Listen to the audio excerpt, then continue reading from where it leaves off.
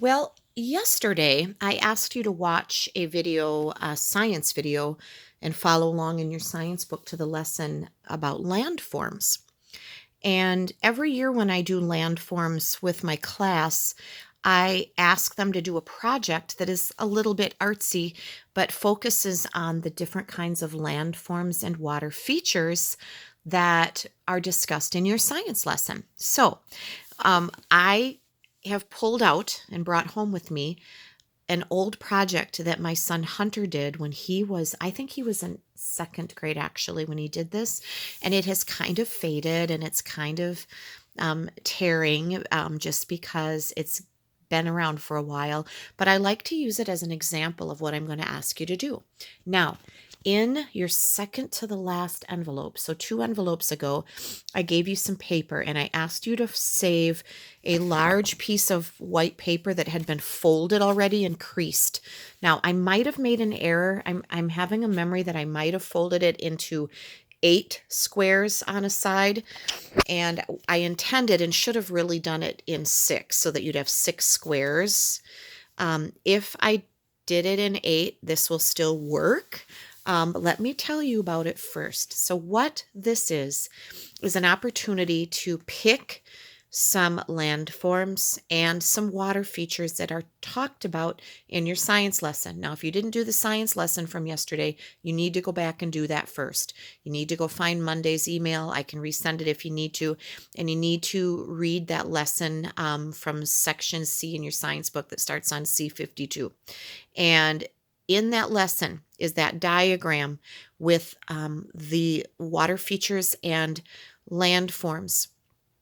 And what you're going to do is you're going to pick some, and you're going to take a square on your paper, and you're going to write the term. Now, this was Hunter's second grade writing. Well, look at, he was already writing in cursive in second grade.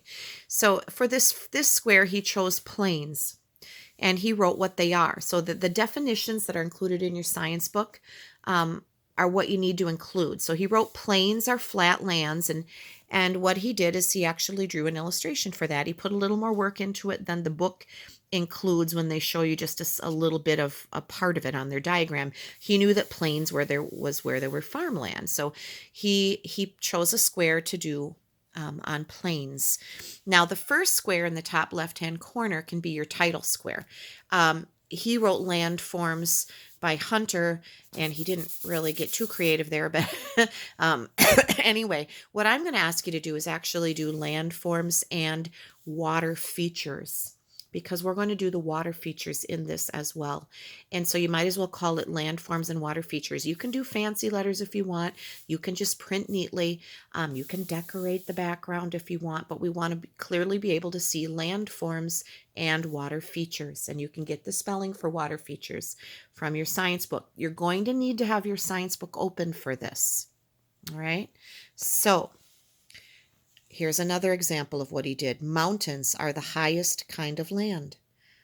Now, Hunter is colorblind, and so I'm thinking these pink were maybe clouds, and the purple is the sky, but you see sometimes his color blindness kind of affecting his color choices, and that's okay. Valleys, lowland between hills or mountains. He drew a valley, put lots of trees down in there, but he illustrated and showed what a valley is. He chose hills, a raised land higher than a plain, and he put looks like he put some roads and cars and trees and things. So you can get creative. Deserts are dry, sandy places. Looks like some cactuses. I'm not sure what that was. Oh, a snake. Maybe it was a big-eared rabbit. Don't they have the big jackrabbits with the big ears in the desert? And some cactuses, maybe another little rodent there. Islands are places surrounded by water. Oceans are the biggest, deepest, saltiest bodies of water.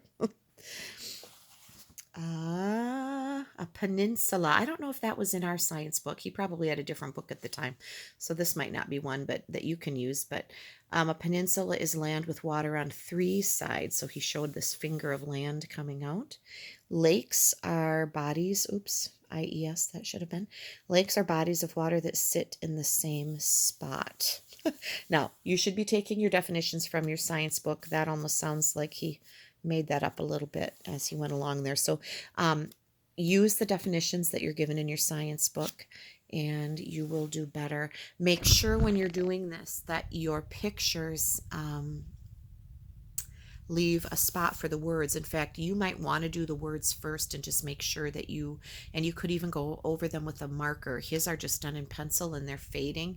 If you go over those with a marker, if you have something like that, they might show up better. Rivers are, what did he write? Places where water runs fast. Okay.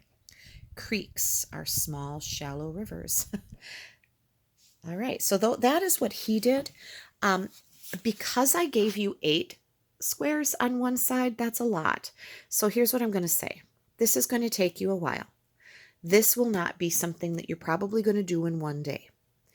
I want you to do at least 12 squares total.